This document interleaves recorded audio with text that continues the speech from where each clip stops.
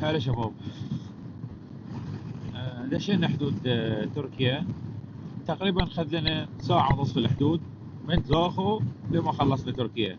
يعني من دشينا ابراهيم خليل لما طلعنا من حدود تركيا حق منطقة سليبور. خذ لنا ساعة ونص. دشينا تقريبا 10 وخلصنا 12 ونص.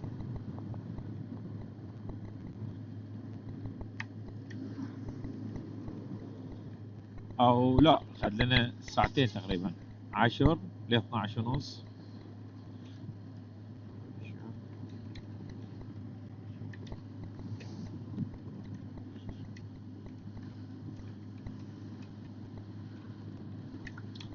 هلا شباب.